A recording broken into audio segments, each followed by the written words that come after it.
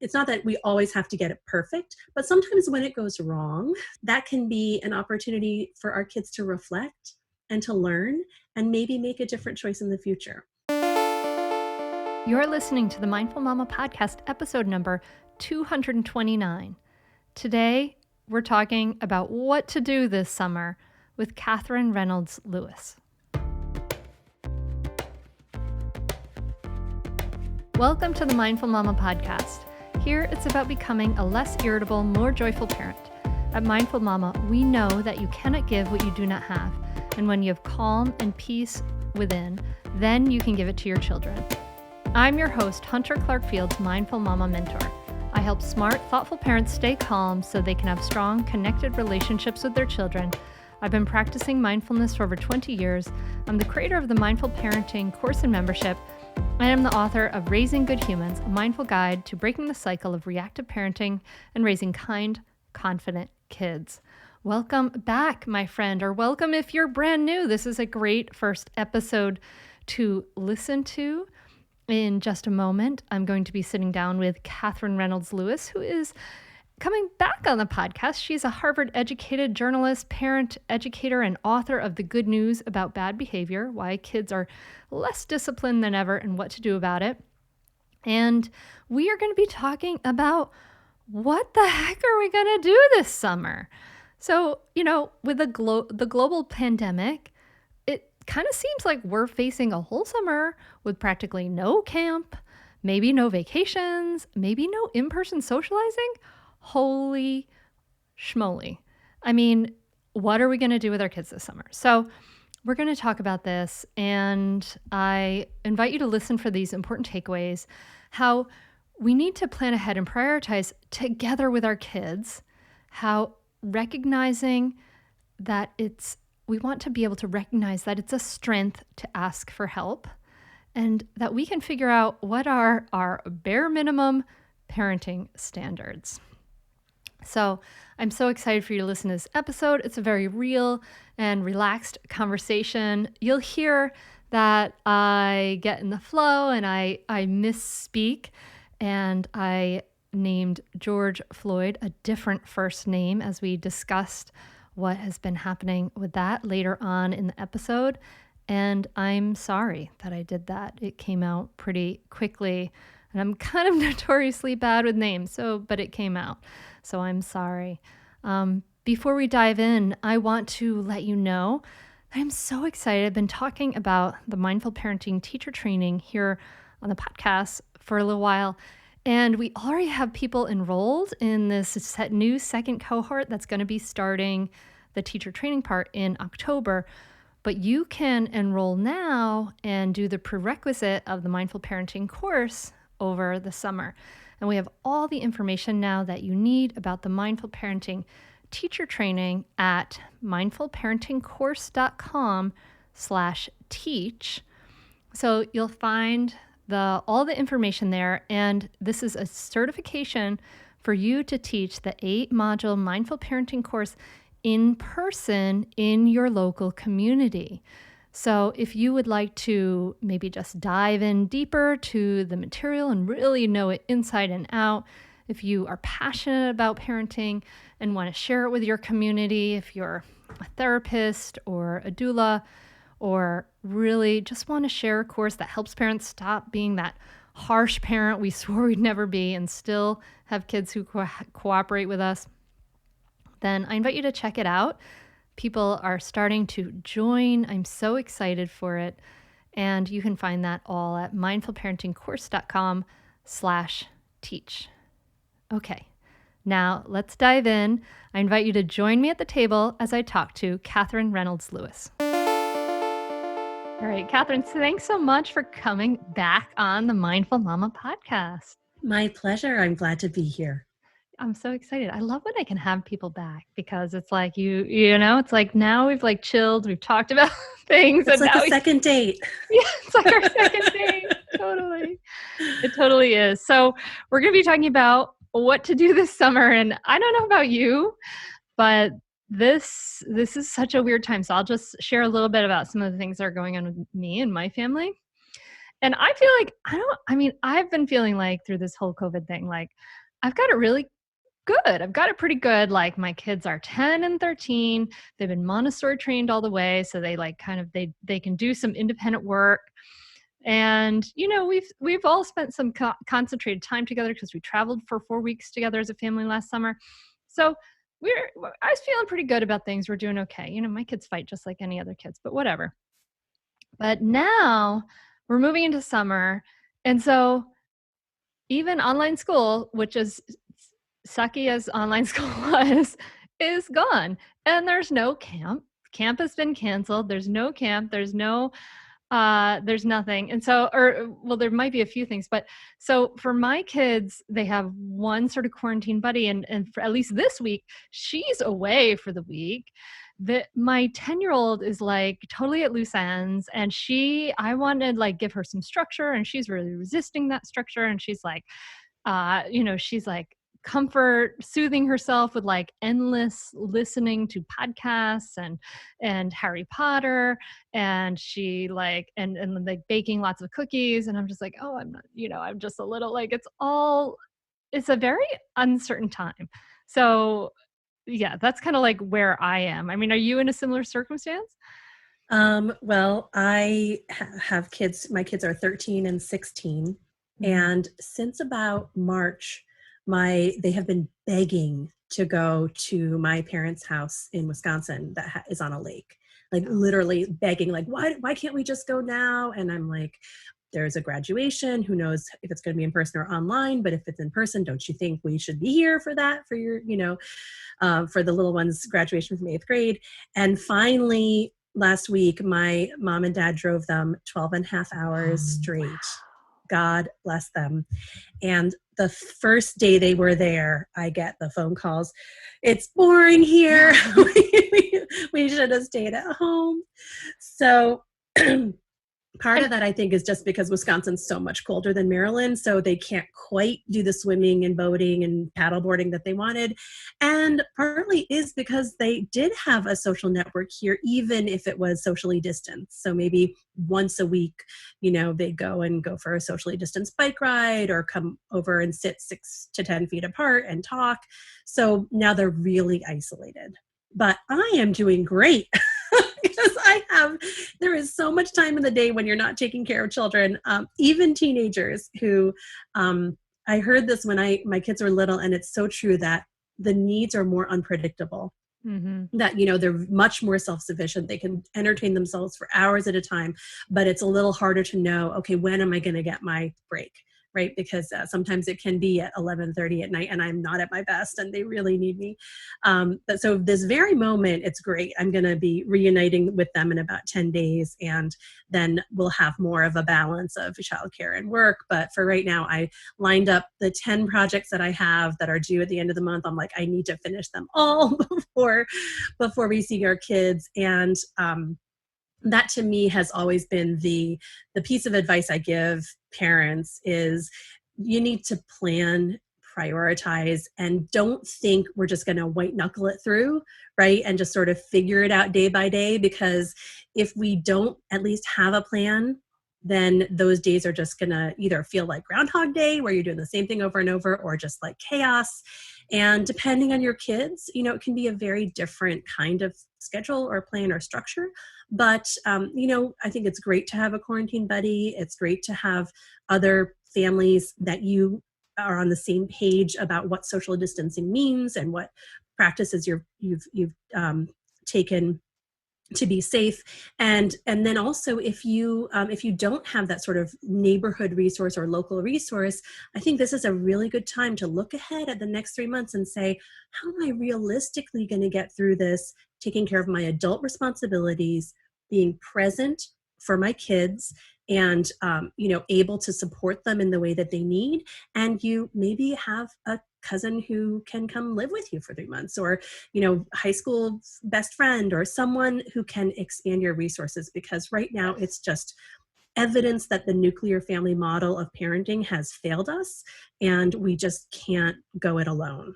It's so true. And like, you and I haven't even talked about the people who I feel so much sympathy for all the time, every day, who have the worst, who have small kids. Like if you have 3 kids under the age of 4 right now, and then you might be single parenting, like I was talking to a client yesterday who has a 6-month-old and a 3-year-old and is in the process of going through a divorce, and her husband's like leaving the house next week. And her family is all like 5 states away. So like, oh my goodness, what are these people going to do? But yeah, I absolutely agree with you. We need to plan, prioritize.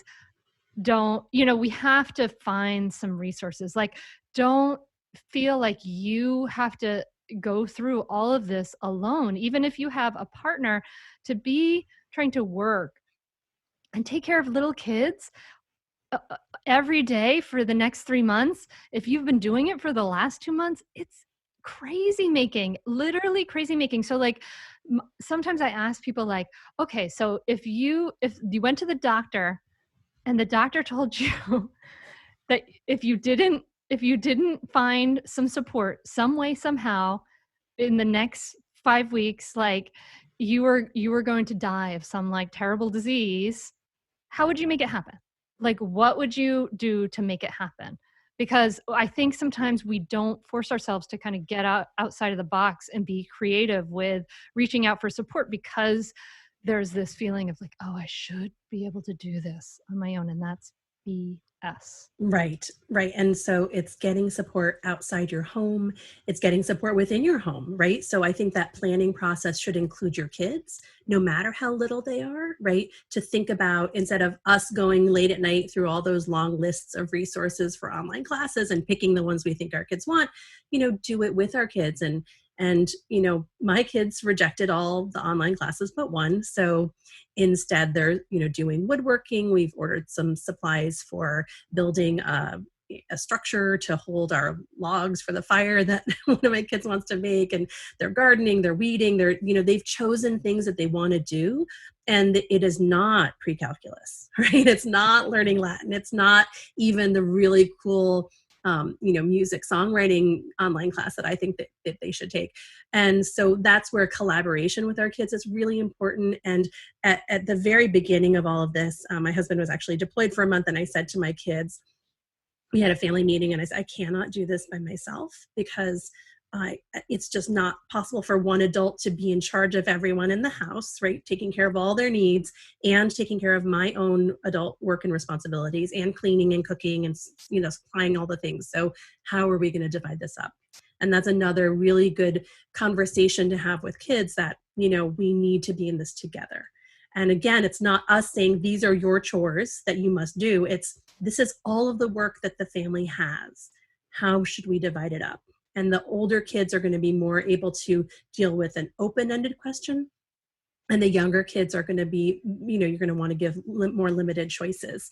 So that's part of it. And I do love what you said, Hunter, about we need to think outside the box, right? I have a friend who literally flew in a friend who's single to spend 3 months with her, because wow. You have to recognize, even if you could take care of your child 24/7 for the next 3 months, and that's the only person there, that would not be healthy for either of you. So we all need a break, even if it's just a half of a day a week, or, a couple hours a day. And I think acknowledging that now and recognizing it as a strength to ask for help, and as a way that we model for our kids that everyone needs help, and it's a gift to ask as well as a gift to, give that help. Yeah, I love that. Recognize that it's a strength to ask for help. Yes. Oh, by the way, talking about including your kids in the chores, I love it. No matter how, no matter how little they are, they can do things. One of the things I feel like was most successful when we did some win-win problem solving with this in my family about how to deal with the chores is that my husband and I wrote down all the chores and cut on a piece of paper and like cut them out like little strips of paper.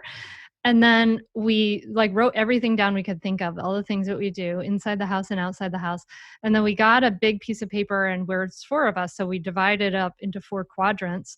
And then we said, this is how it is now. And we physically took those pieces of paper and piled them all up in my and Bill's boxes and then said, this is too much for us. What can you take? And so they literally chose, and they took one and they took some and put them in their boxes. So you could see that there was, they were taking on some things. It was a little less crazy, lopsided. Yeah, and that visual, I'm sure the physical and the visual and the tactile nature of that conversation, I'm sure helped them as well to understand the need. Stay tuned for more Mindful Mama podcast right after this break. We are supported by Grassroots Farmers Cooperative. I am very conscious about how I eat my meat. I used to be semi-vegetarian for many, many years. Now I reduce a lot, and summer grilling is upon us, and I want to make extra special care that I am buying the best quality meat available, which is why I am so grateful that there's Grassroots Farmers Cooperative. We made barbecue chicken last weekend, and everyone agreed that it was some of the best barbecue that we've ever made. It was so tender and juicy. But not only that, I feel good supporting them because their animals live happy lives outdoors in the pasture. I'm supporting local family farms across the USA who care about their land, they care about their animals, and their farming practices are helping to fight the effects of climate change, not cause it. And I know this because Grassroots Farmers Cooperative believes in total transparency. I truly love that I can trace every piece of meat from the pasture to the plate with their special QR codes. I'm telling you that if you haven't ordered from Grassroots Co-op yet, now is the perfect time for your summer grilling. Stock up for your next barbecue with my special limited time offer, $40 off plus free shipping. What could go wrong? It's such a great deal. Go to grassrootscoop.com/hunter right now to get the full details and place your order today. Go now. That's grassrootscoop.com/hunter.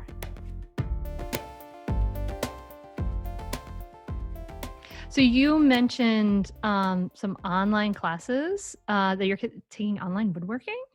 No. Okay. No. They so my daughter agreed to take geometry. Actually, it was her idea because she wants to be ahead in high school and take the higher level science classes. But that's the only class either of them would agree to take. So instead, they're doing lots of little like self-directed projects, YouTube gardening teachers. or woodworking, and basically teaching themselves through YouTube videos or whatever resources they find. And this is again where I think you need to know your kids, right? My kids have been doing, work with fire and sharp objects since they were 7 and 8. So I really, really trust them when it comes to safety. And so I know that they're okay with the axe and the wedge and the chisel. And I think this summer can be an opportunity for kids to get a lot more independence as long as we take that training step first, right? Where we're teaching before we expect them to then go it alone. Yeah, I know. So sometimes I think, like, especially with our second child, we forget that. We're like, oh, just do this thing. And I'm like, well, did you show her how to set her alarm clock, honey? She needs to learn how to do it. But you mentioned online classes. So I feel like, I have this business online, I should know this, but actually in a lot of ways, I'm not so online savvy in some ways. So what kind of classes are you seeing available for kids that they could take? Because, I'm sure there's stuff for all kinds of different ages. I don't know if you have any resources. Oh my gosh, so many. Well, I know the Washington Post on Parenting just published this huge compendium of lots of different resources. I would suggest looking there. There's sort of every institution of learning you can imagine. Berkeley School of Music is offering a ton of classes that I thought either of my kids who are very into music might like. OutSchool is another thing that people really like, which is smaller seminars that are individually taught. And, I even have a friend who runs on my gym franchise, and they're doing online little gym classes, right? So I think pretty much everyone's moved to online instruction. So you could do arts, sports, technology. There's lots of great technology classes online.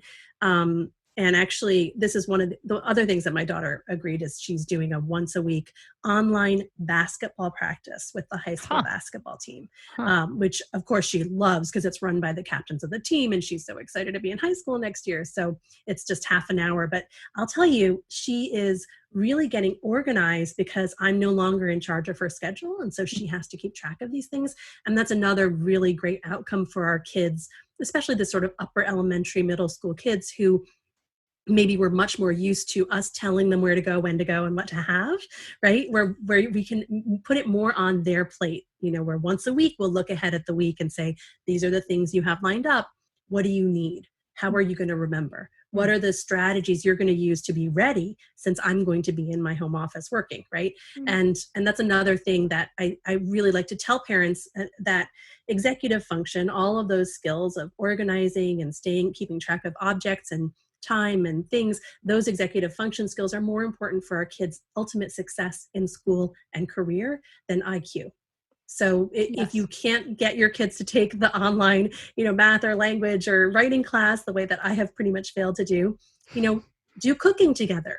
All those steps of cooking, right? The fractions in cooking, all of the learning that they do in context sticks with them so much more than, the sort of way we think of instruction, being a teacher on a screen, telling them what to do and then writing it down. So that's another really important just truth for parents to be aware of, that learning in context is so much more meaningful and it stays with our kids longer. So when you see your kid out building something in the mud or, creating when you see your kids creating, a fort in the woods, that they're actually learning a lot through that process and it means a lot to them. So all the play that we can encourage our kids to do that's more free form is going to be a foundation for when they do eventually return to school. Yeah, I agree. I feel like I would be thrilled if they were doing some more free form play. For me, going into this sort of early adolescence and adolescence thing, my older daughter is really organized. And my younger daughter is a little like, I'd be thrilled if she was like playing, but she's just listening to Harry Potter. Oh my God, I never thought I would resent Harry Potter the way I do now. Oh my goodness. But for little kids, right? For younger kids, that this is a real, I think, in a lot of ways, actually, maybe a golden opportunity for free play, because the things in the past, in the pre-COVID world, I've been encouraging people to simplify, slow down, to have less, if at most like have one activity.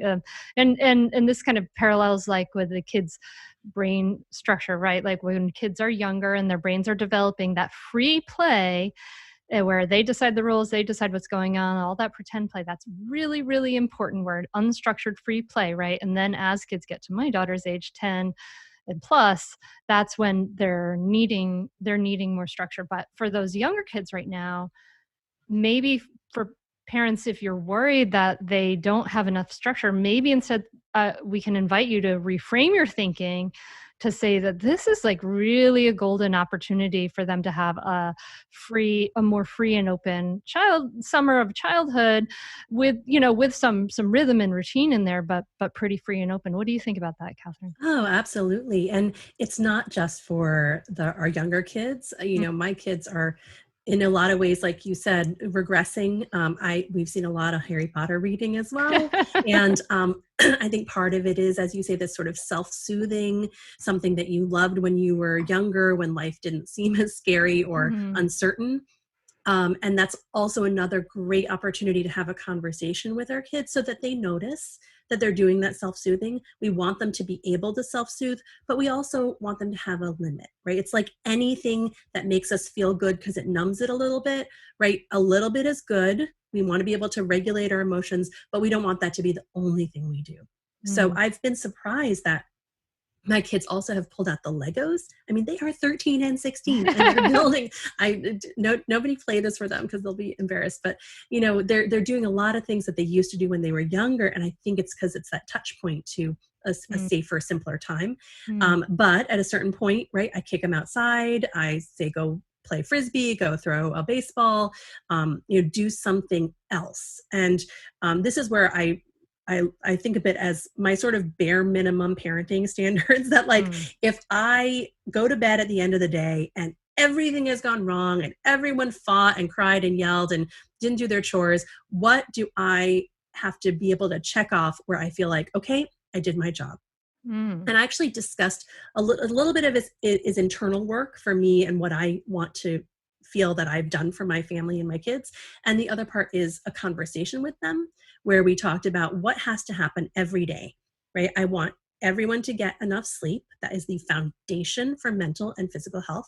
So and we actually, talk about we're doing great on that because they're not waking up at like 5 a.m. to go to high school at 7 a.m. for kids or even elementary schools. I'm thrilled with the sleep piece. Yeah. That So part's great. sleep is one, although I would say, having no screens in the bedroom is a key because sometimes we go to bed before our kids or they get up. And so I think it's important to tune into what your kids actually are doing at night. Number 2 is exercise. So every day we get a little exercise, even if it's just a walk.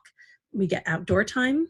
And I insist on 3 meals because my kids get so engrossed in activities, they forget to eat. And then everyone fights and everyone cries and it's not good. So, and then the 5th is I want to connect with every member of my family, right? I don't need to be this present, always available, sympathetic parent forever, 24/7, but at least for a good 10, 15 minutes, I connect one-on-one with each kid.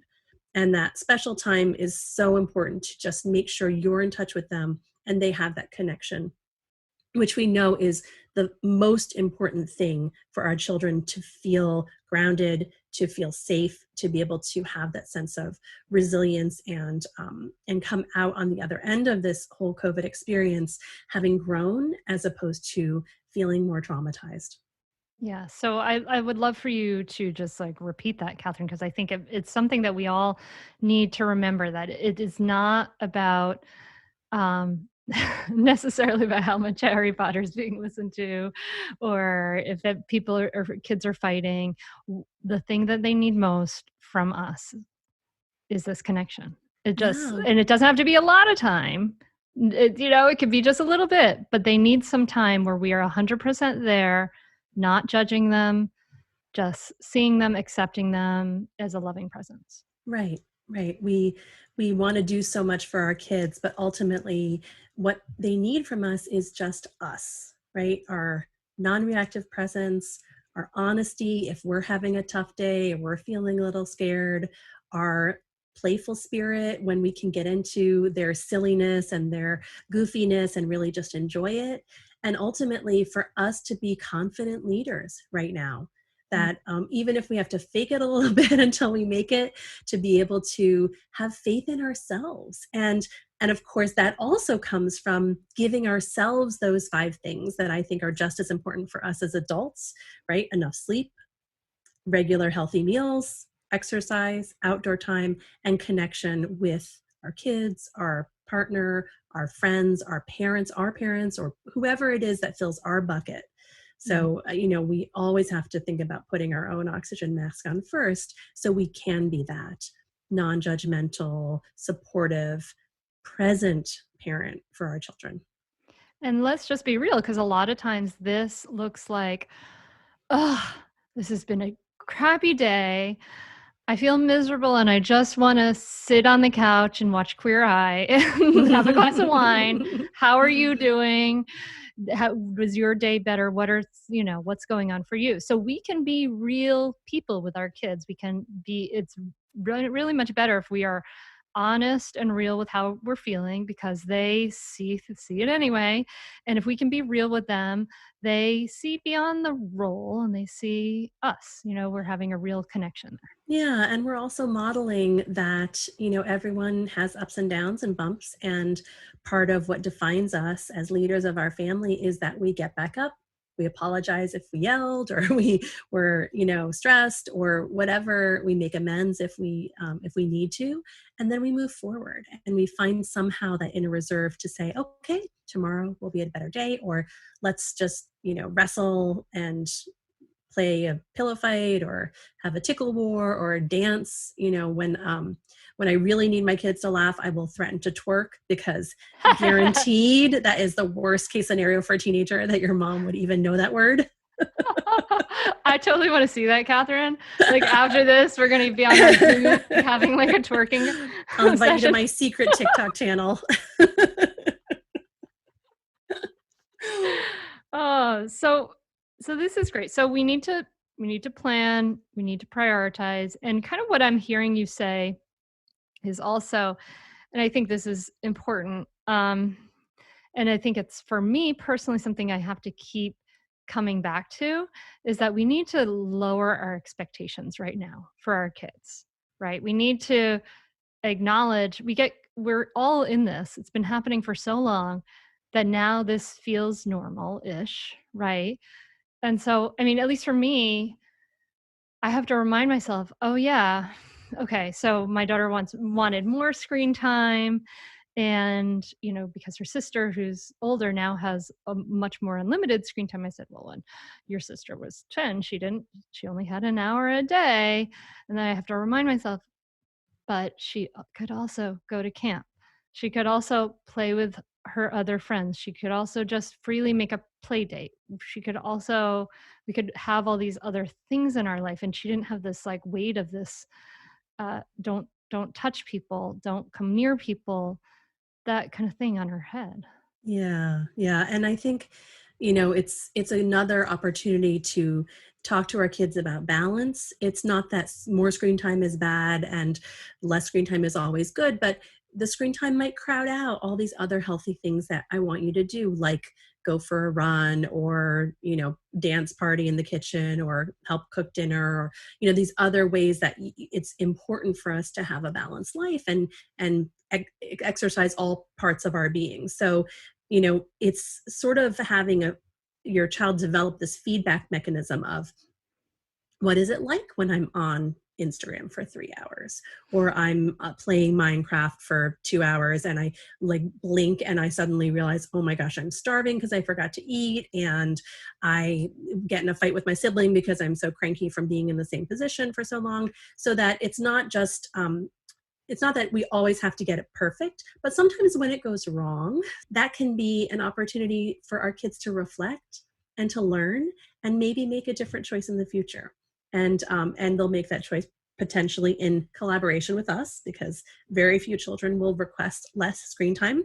But if we're looking at the impact of the screen time on our kids as opposed to the raw number, and what they're doing with that time, and what time of day it is, then we, in collaboration with them, can start to figure out, oh, it works really well when it's like early afternoon and you can get some exercise afterwards and then you sleep well, but it doesn't work so well if it's after dinner, and this is just hypothetical, right? Your kid's going to be different, but for them to start understanding the impact it has on them, and then growing into, then as a later adolescent and young adult, being able to better regulate their use of screens, that's ultimately our goal, is to turn over the steering wheel to them, to give them the decision making and the power. And we have to start doing it little by little when they're in our homes, or they're not going to develop the muscles to be able to make those tough decisions around how I spend my time, what I indulge in, what feels good up until a point, but then after the 12-hour Harry Potter listening session, maybe there's some other things I've neglected, right? So it's about helping our kids start to develop those limits for themselves. Yeah, it's interesting because I'm very much on that side of, I want to let my kids develop some of those limits for themselves. And I see for my older daughter that she's just, sort of a unique little unicorn in that way.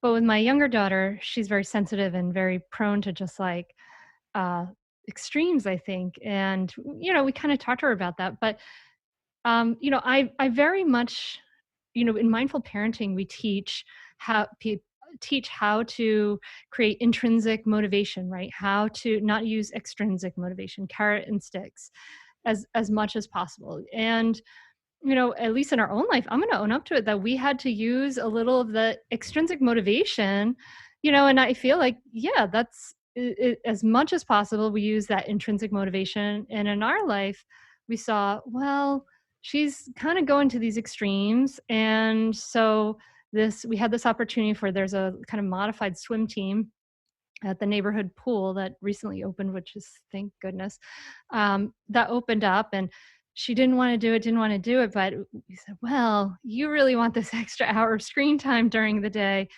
What we really want for you is balance. This is what we really want for you. And we'll, if you want to do swim team, we'll let you do this extra hour screen time a day. And she chose, it was totally her choice. And she chose to do it. So I'm like, oh, thank goodness she's getting some exercise, Yeah. and she's kind of getting a little of what she wants. So I feel like in a way we use this like carrot, this kind of extrinsic motivation, but nothing's black and white, right? Like we're all in Yeah. this continuum. If we can, be as intrinsically motivated as possible and as respectful in a lot of ways as possible. But, for us, we were like, here's this like sort of boundary, and we're going to hold it, Yeah. and a little place for you. I don't know.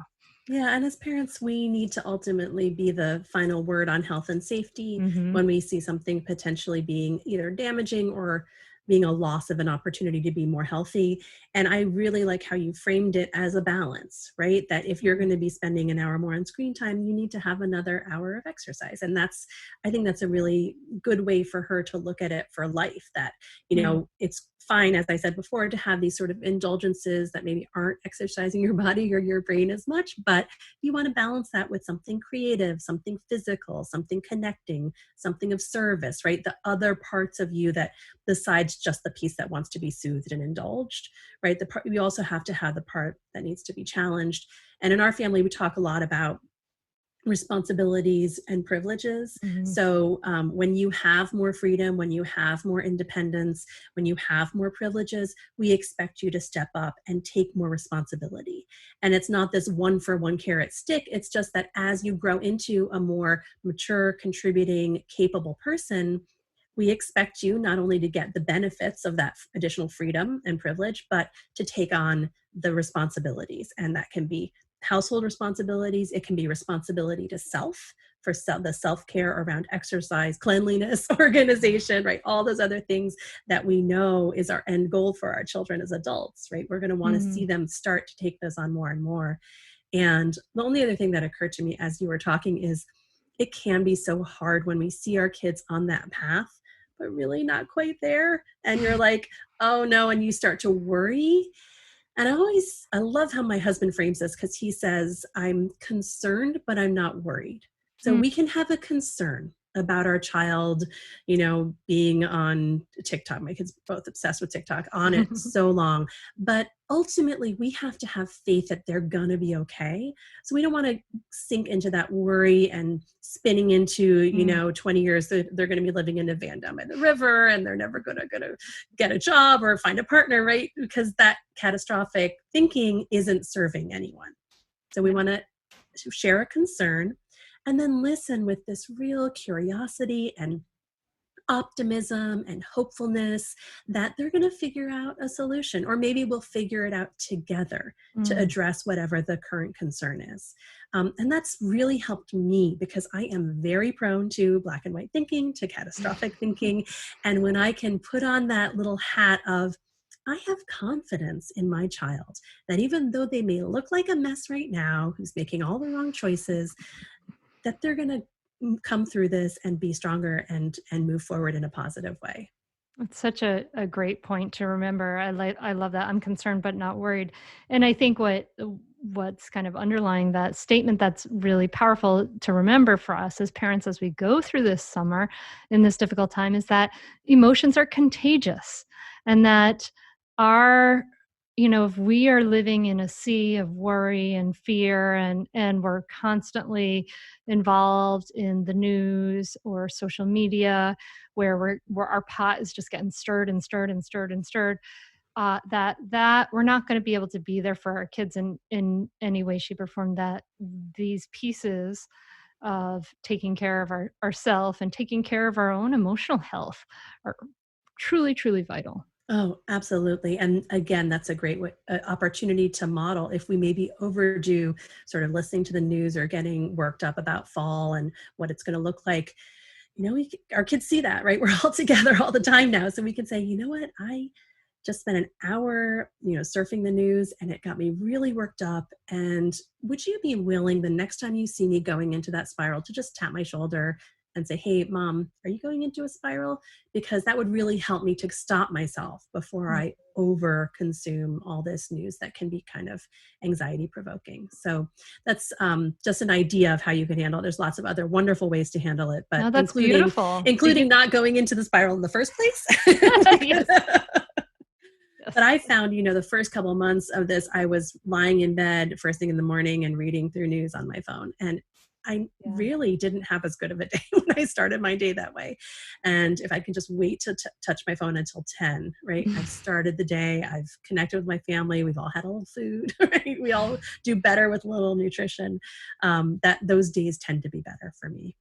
I had a similar thing too. Like generally most of my life, I don't look at the news until the evening. And then of course, as COVID started happening, it is, I have to like be on alert, right? That's fight, flight, or freeze response is happening for a reason to make me more alert. And that's fine, right? Like collectively we're on more alert and that's fine. So I did, check the news in the morning, and no, it didn't leave me feeling good, but for a while it felt important. And then there was a point where I had to stop and say, okay, this is not serving me anymore. I have to take a step back. And then with Harold Floyd and Black Lives Matter, then I was back again, checking the news in the morning. And for me personally, I've had to, you step back and stop and say, okay, I'm going to check in the evening and, bring my, regardless, I think in some ways, like there's so many different levels of involvement that you can be in this, and everybody's pot is getting stirred in a big way. And it's important to remember that that piece about being involved online and in social media and in the news and stuff, that can be really important. And it can be really important to process things in your own life, in your own time, and to step back and give yourself some time and space to process things in a way that's meaningful in a deeper way for you. Yeah. And, my kids have become really activists this summer, after the killing of George Floyd and all the Did I say, I think I said protests. Harold Floyd. OMG. I'm so sorry, everybody. It's okay. I kept forgetting his. And I'm bad with names in general. I'm just going to just put that out there as like a big disclaimer. And I think we also have to be okay with occasionally being imperfect. I've tried to engage. I've done things that then, a friend will say, oh, that didn't work for me, or that felt harmful, or, and I try to accept that I am a imperfect growing human, right? I've been thinking about race my whole life because I'm biracial, but my mom is Chinese and my dad is white. And so I have a lot of protection from systemic racism, and I don't have the same lens as many other people in this country. So it's been really great to have that discussion with my kids now that they're old enough, of how do we actually contribute, and not just feel like we're performing activism on social media or going to a protest so we can post a picture of ourselves, which fortunately my kids are not inclined to do that sort of performative, activism. But it forces us then to talk about, okay, what is more meaningful and lasting? And I think also ultimately to recognize that working for racial justice is a marathon. It is something that you're going to do better if you have breaks, if you have the privilege of being able to just take a break and not think about it for a couple hours, or give yourself a good night's sleep and give yourself the day before you check in with the news, right? That you will be better equipped to then fight whatever fight you feel called to engage in. Yeah, I agree. Those emotions are contagious. So let's take care of them. Yeah.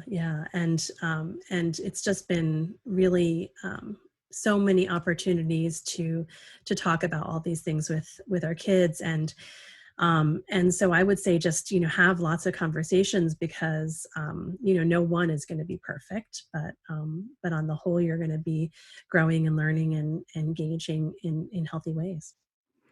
All right. So what to do this summer? We want to plan. want to plan, think about, and part of that planning is like thinking about your circle. We have a pod. I've discussed here. We're in a family pod where we're kind of merged with another family, and we have discussions about the visits to our relatives. And we had a discussion where we're going to visit my parents, who my father is immunocompromised. He has Lyme disease and suffers from neuropathy, and he's kind of worried about us coming. And so we're gonna get tested. We're gonna, be more strictly quarantined for a couple of weeks, and then we're gonna go.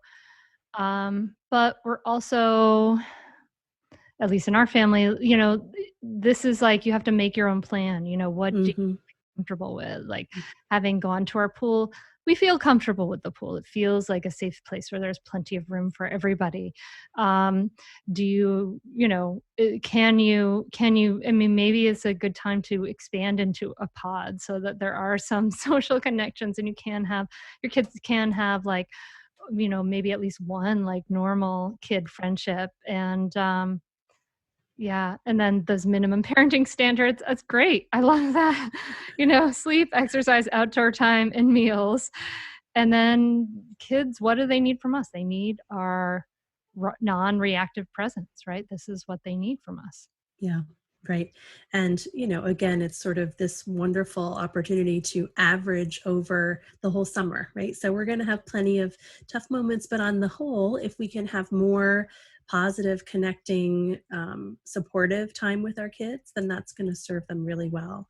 And I think we say plan, but I also think as parents, we sort of have to be like the weebles that wobble but don't fall down. Do you remember those toys where like you push them over Those and are they so pop back up? fun. I used to love Because those. we're going to make all these plans, we're going to discuss them with our kids, they're going to agree, and then we're like, okay, here we plan, we're going to have this day and these are the chores, or they're going to get done, this is the activity, and there's going to be a day they're like not going according to plan, and we need to just pop back up the next day with the new plan or a different plan, or try the same plan again and see if it works better the other time. And I think that, again, is going to serve us really well if we cannot get too invested into this one picture of how it's going to go, or how they're going to feel, or what it's going to turn out to be, so that we can ourselves feel really resilient. I did all this research to find an amazing band camp for you, and then you rejected it. Okay, well, try something else next time. Yeah, I mean, it goes to lowering our expectations for ourselves too. And that sounds kind of bad, I guess, on the surface, right? Lower your expectations. But in a way, expectations is looking forward, right? Looking outside of the present moment. And what we're seeing is that, and what I know to be true is that when we are fully in this present moment, when we let go of the future as best we can, when we bring our thoughts back to here, what is real here and now in front of me? What can I see, hear, smell, taste, touch? What is really real right here? That is when we reduce our suffering. That is when we can have more compassion. And if we get to this moment and we discover, oh, I'm feeling well a little bit badly because I named someone their wrong name, or I said something unskillful to my kid, or I've been grumpy all day, and or my kids have been fighting all day. If we get to this moment and we notice that it's a moment of difficulty like that, we can feel that, acknowledge it, look at it, and say, okay, this is a moment that these sensations that we feel in those difficult moments are teachers. They're teaching us something. We are resilient. We can be with those things, and then we can start to shift and not. We have the capability to not stay stuck and to move into that next moment with fresh eyes and let Yeah. go. Right, absolutely. We need to be as compassionate with ourselves in those moments as, we would be with a friend. Yes. Yes. So practice self-compassion this summer. Actually, there will be a podcast coming up with with the author of Self-Compassion for Parents. So, dear Ooh, perfect listener, segue. we'll get that's coming down the line in the queue. So, are you going to do any traveling or anything this summer, Catherine? Well, we are going to be driving 12 and a half hours to Wisconsin to the lake Wow. house. So, but my 76-year-old dad has now done it 3 times. He drove there, drove back, and drove back. So I can't hardly complain about doing it myself later. And He I think puts you to it'll, shame. right, exactly. I'm like, I can't complain about a 4-hour drive when he's doing that. So I'm excited just to have a change of scenery, to have a little bit, be more immersed in nature. I think that'll be good. But it is a little bit, we sort of don't know what to expect. So we've also said, like, this is our plan of our travel plan for the summer. And we also have to stay aware of changing public health conditions and, Mm. just be prepared to be flexible. But so that's always, I guess, the danger right now is when you're looking forward to something, you also have, at least for me, it helps me to sort of steel myself against, like, okay, and plans might change and we'll have to just roll with that too. Thank you. I think I needed that because I recently found out that I'm going to also get to see my brother and his family when I visit my parents. They're in Boston. They're gonna drive down to Rhode Island for the day trips. And I'm so happy about that. I love them so much. I miss them all so much. It's been so long since I've seen them. I'm like, I do, as much as I practice to stay in the present moment, I really do like it, when I don't have something to sort of look forward to, I get a little down. So I can see this in myself, that I'm really looking forward to it. So I'm gonna gird my loins. But only It could if go wrong. only if you're someone who does well with what that's called as defensive pessimism. So Oh. I'm a defensive pessimist. I like to Mm. hope for the best and plan for the worst. My husband is an optimist. So when I bring my defensive pessimism to his anticipatory joy, it just crushes his spirit. So I would say it only works for, you need to know yourself to know, because another thing that's a wonderful concept that Laura Vanderkam, I have a friend who writes a lot Right. about time management and productivity. She talks about your future self, your present self, and that when you are planning a vacation or you're anticipating seeing family, you get that enjoyment now. Mm. So you don't want to deny yourself the joy of anticipating something wonderful, right? Mm. And that's why it's so fun to plan a vacation, because you sort of look ahead at your future self and you anticipate, that you're going to enjoy it. So indulge in that too. I think, you're certainly capable of adjusting if things change down the road. Thank you. I appreciate that warning because I am probably much more like your husband in that I'm much better able to handle bad news, but to anticipatory give myself some defensive pessimism. I'm not sure Yeah. So that no, would probably forget rain on that my whole parade. conversation. Just rewind, delete it from the podcast. Rewind, rewind. Oh no, but that's good, because I know that that's how we all are, right? Where this is this brand new, strange world this summer, and we've got to acknowledge that it's different. Even if you're not directly suffering family members, sickness or death, this is different and it's unusual, and it's okay that it's a little hard. Um, but you're not alone. Get support. If you Yeah. are alone, get some support. Um, And I think ultimately what we're all struggling with right now is the loss of control. There's mhm. so little that we have power over right now, where we can go, who we can see, what options are available for us for socializing. And I think also just acknowledging that's really hard, right? We are a species that likes control. And so just to grieve a little bit that we don't have it. We really are very powerless right now.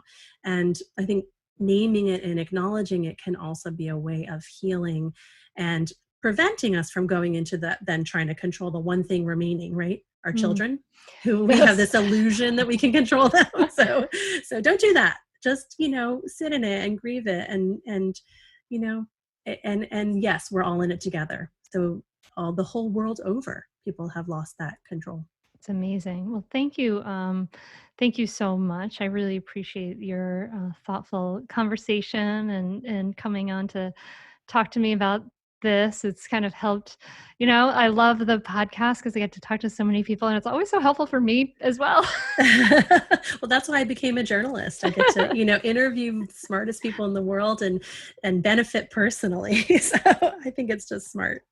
I'm going to just do a quick plug for your book, since it's been a while since you came on the podcast. The Good News About Bad Behavior: Why Kids Are Less Disciplined Than Ever and What to Do About It is a fabulous book, a great read, and I really, really highly recommend it. So you should go get that for your summer reading list if you'd like to. Thank you, have more Hunter. And can I also plug the summer Masterclass series that I'm working on, the Parenting in Place Masterclass series with 17 other parenting, neuroscience, wellness authors. And we've had a wonderful response. And it's been another thing where I've created something that then I benefit from, because I get to hear all these wonderful authors in conversation around issues that are really very pressing and important this very unusual summer. And where can people find them? Parentinginplacemasterclass.com. Great. Thank you so very much, Katherine. Oh, my pleasure, Hunter. It's always so wonderful to talk to you. Thank you so much for listening. I love how she says that it is a strength to ask for help. It really is. I don't want you to dismiss that part of the conversation, because it's really true that it is a strength to ask for help. So I hope that this conversation has helped you think about this summer with a little more clarity. It certainly helped me. If you found it helpful, it's really helps the podcast out to share it with friends. Word of mouth is the best. So if you can share it with friends, sometimes people take a screenshot of their phones that they're listening on and will tag me on Instagram. That's always fun. I love seeing that you're listening, and sharing it on social media, of course, is a big help, of course. So thank you to everyone who does that. So wonderful. And I just want to remind you that the Mindful Parenting teacher training is enrolling now, and we are going to be having an early bird price where you can save $1,000 on the teacher certification for teaching mindful parenting in your in-person communities. And you can teach that in groups at your schools or churches, or even privately one-on-one in person in your communities. And all the information about that is at mindfulparentingcourse.com/teach. Or you can just go to Mindful Mama Mentor, and I have a link in resources, but it's mindfulparentingcourse.com/teach. If you are passionate about this and want to take it further, want to take it deeper, then I would love to meet you and talk about it more. And there's an application process on that webpage. All right. Thank you. Thank you so much for listening. I have so many good episodes coming up for you this summer. Oh my goodness. I've talked to so many cool people. They are coming down the line. So keep checking out your email and your wherever you listen to podcasts on Tuesday mornings, and I'll be there for you. I'll be there next week. Thank you so much for listening. I appreciate your inviting me into your life, into your ears. I feel really honored and grateful for that. So thank you, and I wish you some peace and some joy, maybe some mellow moments this week, and I'll be working on that too. All right. Take care, my friend. Namaste. Are you a mom who wants to feel less stressed and enjoy motherhood more? Do you want to be calmer with your kids and be more present for life? I've gone from being stressed and yelling to become more grounded, more at ease, and have more enjoyable, cooperative relationships with my kids. I'm going to show you how to do it too. If you currently feel stuck or stagnant, this is for you. I've created a free, downloadable audio training, Mindfulness for Moms, the Superpower You Need. It will show you how to respond rather than react, how to let go of stress and feel more grounded in seconds, how to have a smoother day today and become more present for your kids. To get this absolutely free, simply visit the website mindfulmomguide.com. That's mindfulmomguide.com. Get started with mindfulness, the superpower moms need. I'll see you there.